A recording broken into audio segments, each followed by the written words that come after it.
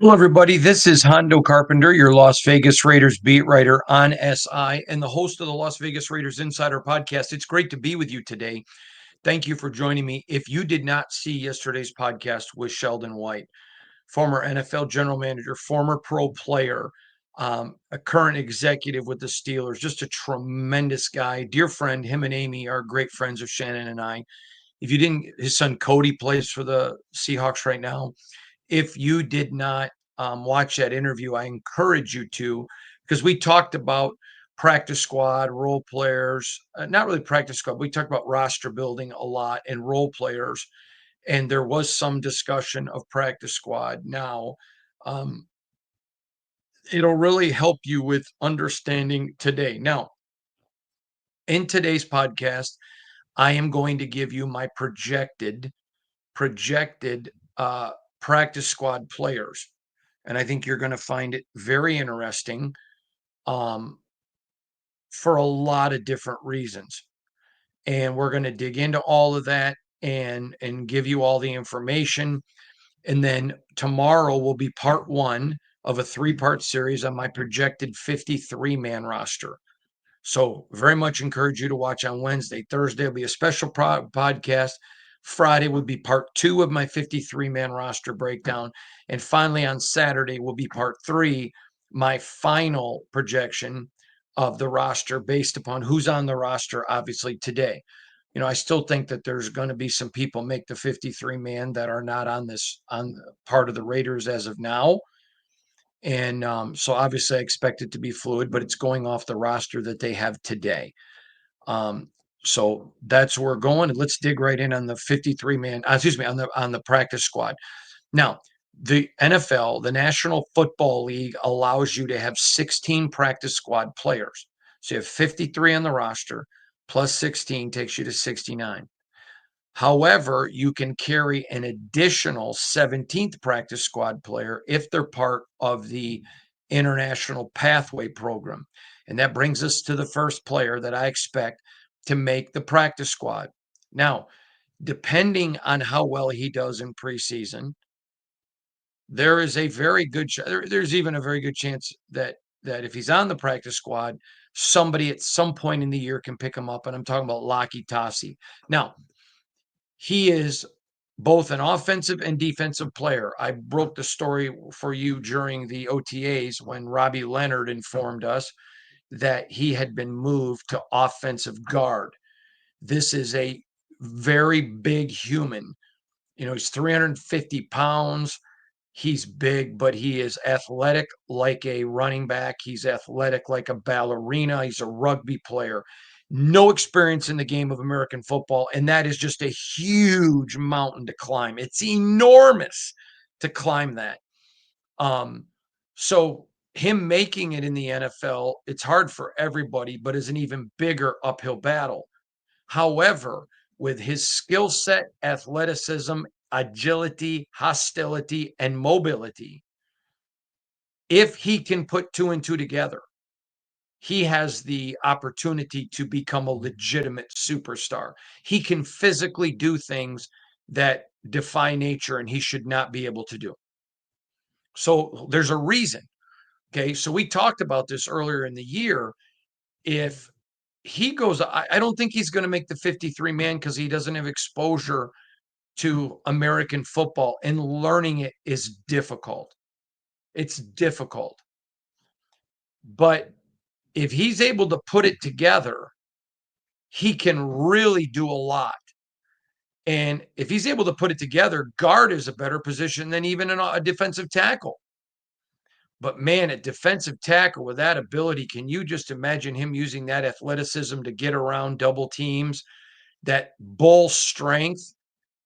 He's got the bulk of Halati Nada with the agility of an Indomitian Sue mixed in with a little Barishnikov, just a little bit of ballerina. It's just a unique mix of God-given talent. There are some people that you just look at and you're like, wow, God bless them with athletic talent. That's Locky Tasi. What he's missing is the understanding of the game. So let's imagine that he goes out in a preseason game and plays pretty well. Not great. I don't expect it, but plays pretty well. So the Raiders put him on the practice squad. Now let's assume you're Carolina or some other bad team or potentially bad team, and you're sitting there and your season's over and you got 5 games left and you need a player. Well, let's go sign Locky Tasi. We got to put him on our 53 man for the rest of the year, but he has such an enormous upside. Getting some reps may help him, and then it allows us to keep him on our roster. I can totally see that happening. Now, even though I warned everybody that I was not in any way saying, he was a 53 man guy, I think the odds are against him of making him in this league, but the odds are against everybody. But man, he just does some things physically that are unbelievable. I heard something about him. I'm not going to tell you what it is till I confirm it, but something he's done athletically since he's been in Vegas. And one of the players told me about it, and he was like, couldn't believe it, Hondo. I want to get confirmation from another player before I tell the story, not because I think this player would lie to me at all. They wouldn't, but stuff like that, I want to be able to share. I want to get a backup confirmation. But Locky Tasi, so I've got him as both an offensive and defensive player. And so because of that, the Raiders will keep 17 on their practice squad. That means of the 17 players, I have one who's both sides of the ball. I have 9 defense and 7 on offense. So let's dig right in. Next at quarterback, Carter Bradley. I think Carter is there unless the Raiders were to make a move in a different direction. Maybe there's somebody that gets cut that they're able to pick up that they really, really like. But assuming no one else comes in the fray, I would expect Carter to make it. Again, I could see somebody getting cut. I could see a guy that maybe they liked off of somebody else's practice squad that they get let go. I think Carter's got an uphill battle to the 53. He's a wonderful kid. He's got a very solid skill set, but he's limited in it. Now, the thing is, the kid will work his tail off. So if he makes it, he deserves all the credit in the world. This should also let you know, though, that I'm hinting at I expect the Raiders to keep 3 quarterbacks. And if they don't keep 3, then I would expect them to get rid of Carter and put Cam Miller here. I just don't see a scenario that Cam Miller stays on the practice squad for an entire year. I just don't see it. There are too many NFL people that really, really like him and had very good grades on him. They're going to have to keep Cam.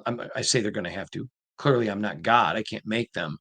But I think it's going to be very hard. And I know that they like Cam.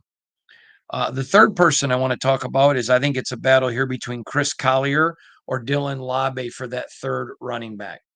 And I'm going to tell you, I know there's a lot. Everyone likes Dylan Labe, the person. But I think that Chris Collier, and I'm not saying they don't like Chris, but as you know, Dylan was here last year. I I think this one is nip and tuck. I could make an argument for Labe, but I could make a very strong argument for Collier. So I'm going to say at this point, Collier would have the edge, but I'm in no way calling it. That's why it's an or situation. Then you come into Parker Clements, the UDFA tackle. A lot of teams had a grade on him, a drafting. But I think the Raiders will keep 3 tackles. Well, no, I actually don't. I think they're going to keep 4, which is what I said, or maybe trade 1. But I just think it's too hard for him right now to get on this roster. Tackle's too deep for the Raiders. But he's very good. I think he definitely has an opportunity to have a future in this league. And so I think they keep Parker Clements at tackle. Next is a battle between Dalton Wagner and Gottlieb Ayedze. Dalton's the guy that looks the part from Arkansas. He has struggled to stay healthy and to take the next step. Gottlieb is intriguing. And I know internally there's some people that really like some things Gottlieb does. I think this is a straight, if I had to give an edge, I give it to Gottlieb. But I'm telling you, I think it's just about as equal as any battle here. I think this is an equal battle. Then you come in and we talk about interior offensive linemen. I'm going to give you a guy that I love. I love this guy. I don't like him. I love this guy, Will Putnam out of Clemson. This kid's a stud. I like him. The Raiders are loaded at interior offensive line. I think he's probably still a year away from being a contributor in the National Football League, but I like this kid and I like him a lot. Uh, I think he has a chance in this league. He belongs in this league. This is the year he has to take a monster step. If he doesn't take a monster step this year and really prepare and set the stage for 26, his football career may come to an end. You've heard me talk about want to. How strong is your want to? We're going to find out with Will Putnam. If he doesn't make it in this league, it's going to be his fault. Now, if he gets injured or whatever, I'm not holding that against him. But uh, and the kid has effort, so there's no reason to think he won't. I like Will Putnam. I like Will Putnam a lot, and I think he has a chance to do something in this league. Do I think he has a chance to be a superstar? It's such a fine line from being a good player to a superstar. Um, so I think he could, but I think he absolutely has the ability to be a starter and a contributing. He reminds me, some of you old timers will remember this. He reminds me of Rick DeMooling. Remember Rick played with Peyton Manning? My buddy Rick DeMooling played with Peyton Manning up in Indianapolis. Great guy. Reminds me a lot of Rick DeMooling. Different game. They play a different game, but just mindset, work, all that. I like Will Putnam a lot. Then we come to a guy, Jared Hufford. Again, interior offensive lineman. Expect him to make it. It's like I expect Will Putnam to make it. I could see this guy playing in the league. I could. There's enough there. There are some guys you look and say, well, they could be developed and make it. Could. Then there are guys you look at and go, oh, yeah, I can see it. Okay, that's Hufford. I see it. Now, is he there today? No. Does he have some work? Absolutely. But could I see it? Uh-huh. I could. I could. So I got Jared Hufford sticking around. Next, uh, and I reserve the right to change this. Kadir Ismail at tight end. I saw some things in OTAs I really like, but as you know, it's no pads. Okay. But he intrigued me. He intrigued me. I think the Raiders will keep three tight ends. I think two of them, barring a trade, is a lot. Are one's a lock. One's as close as you can get to a lock without being a lock. But I have Kadir as of this moment. And again, I reserve the right to change this, but at this moment, I got Kadir on practice squad. But I like him.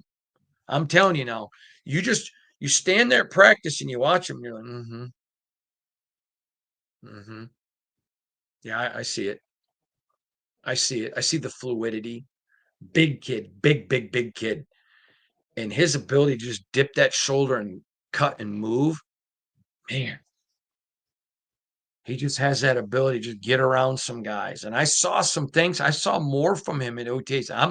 I'm going to be zeroed in. I've been doing a podcast probably on Monday on what I'm watching for at minicamp. You're going to hear the name Kadir Ismail again. I want to see a little something out of that young man. Then we come to the defensive end of the ball. First of all, Jaw Joyner, defensive end. And interesting guy, has a long way to go. Long way to go.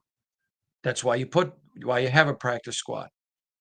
I could see him getting called up if there was an injury and coming in and playing 5 to 7 reps in specific situations. Not ready to be a 53-man guy coming out of camp, but I could see the direction. I like me some Jaw. Next, another defensive end, and I think they're going to keep 3. Jafar Harvey. I like him. Very raw, limited, but he can develop that. But there's enough there that you're like, all right, I see something. You see something. And that's what the practice squad's for. Another guy, defensive end, Andre Carter. I like this guy. He can play in this league. I'm going to tell you right now, he can play in this league. If this practice squad ends up like I think it's going to, like I'm predicting today, if there were an injury, he'd be the first guy brought in, pulled up. I like Andre Carter. I am choo choo. I'm driving the Andre Carter train. I like this kid. And all you got to do is watch him. And you can see where he needs to grow. Talking about maturity, you can see where he has to become a pro on some certain things. But you just watch him and you're like, oh yeah. I mentioned I could see a jock coming in and playing 5-8 reps, very limited if somebody was injured, but not ready. I could see an Andre Carter making the roster. I could see him making the 53. So him ending up here is not because I don't think he can play on a 53-man roster in the NFL. It's just I don't think he can make the Raiders 53 based on the talent presently on the roster. But I love me some Andre Carter. I am driving that train. Choo choo. Next. Defensive tackle, Tank Booker. Love it. This kid, I love it. Now, let me just go and tell you right now. I don't think he makes the 53 man, but I wouldn't be shocked. Robbie Leonard loves the kid. And he's taking coaching now.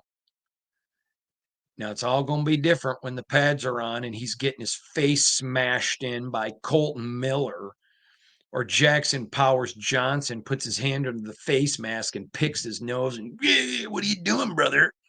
I want to see that. But I see him making the practice, but him making the 53, it would surprise me, not shock me. But that young man, all indications earlier, he can play in this league. He's got to grow. Talking about maturity wise, got to learn how to become a pro. But he's a listener, a player, and a producer. Next, cornerback, Mellow freaking Dotson. And everybody knows I love this kid. Love this kid. I'm driving this train too. Choo choo. Like him. Could I see a scenario he makes the 53? I do. I do.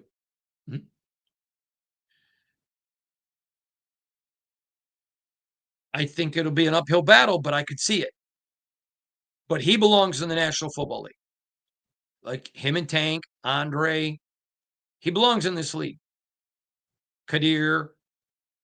There are some guys on here, you're like, yeah, they got some maturity, got to grow, and maybe they could become something. That's what the practice squad's for. But here are 4 guys I'm telling you right now I think belong in the NFL.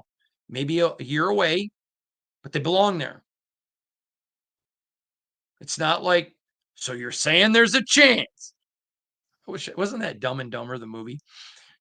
But it's not like with some guys, you're like, so you're saying there's a chance. No, we're saying this guy belongs. He just needs to keep his head down, mouth shut, work hard.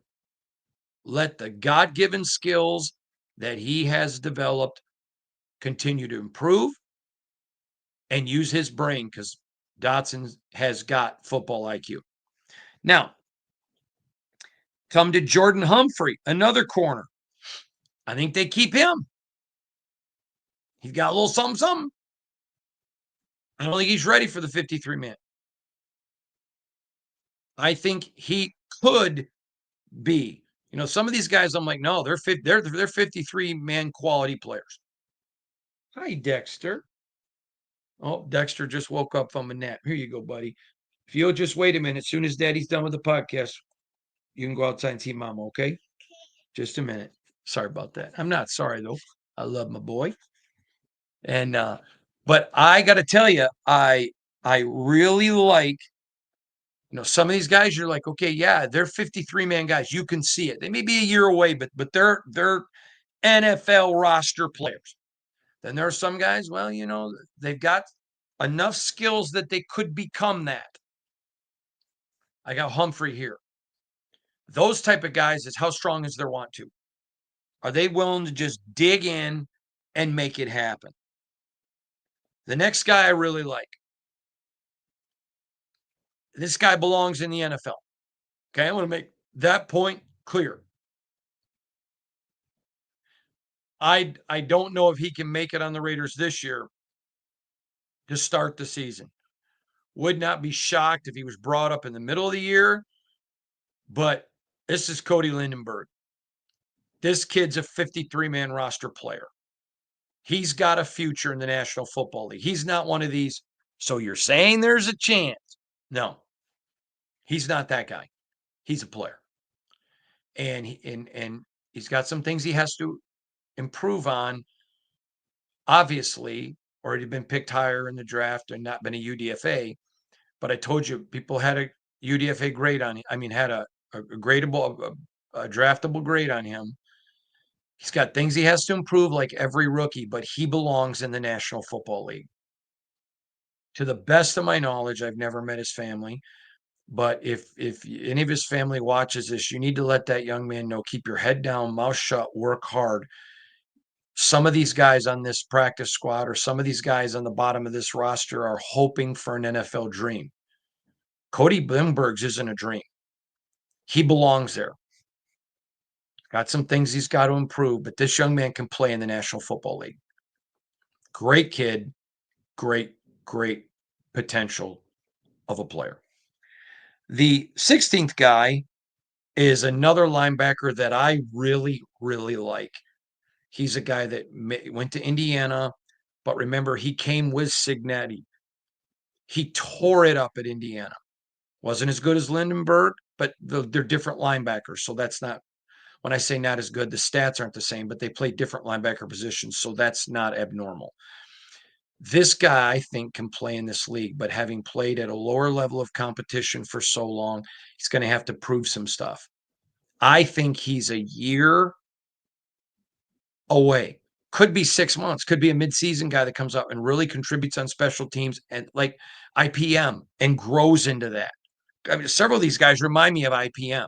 IPM, when he first came out, was not ready. Now he's a great safety in this league. He had all the talent, he had the want to. He had to mature into who he is today.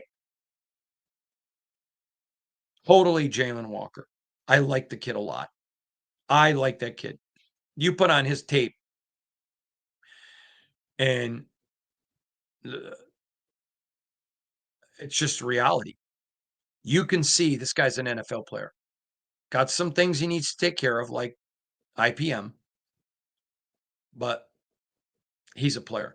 Now, some of these guys have a chance to get on the roster if they show out in preseason on special teams. Then the Raiders may be like, all right, we're going to let this veteran go and keep this kid because he's so valuable and so good on special teams, why he matures into a full player. Robert Spillane did that. Cody Lindenberg, that could be your key to the big one. But very interesting. I love me some Jalen Walker. And the last one is a safety, Hudson Clark. You guys know I've told you about Hudson. I had people tell me if he doesn't become NFL executives, he doesn't become a player in this league, he is going to be a coach. Super smart player, a terrific safety, very headsy, plays outside of his head. What does that mean? Does it mean he's stupid? No, it means he's super smart and he can look here and play there. There. Peripheral vision, great footwork. This kid, uh, again, different style of safety, but boy, you could see it in him like you saw in IPM. I love me some Hudson Clark. So there you go. That's my projected practice squad. I'd love to hear your thoughts. I still think there's a chance. It is very fluid. I think a couple of these guys could play themselves under the 53 and some new guys be brought in. But these are some guys you need to be watching a lot in camp. When you hear us talking about them, don't minimize it. Don't minimize it. These could be your Raider stars of the future. Look at IPM. It's going to be fascinating to watch. Thanks, everybody, for watching today. I appreciate you. Remember, join us tomorrow where we'll talk about the initial part one of a three-part series projecting the 53-man roster. Thanks for joining me. God bless you all.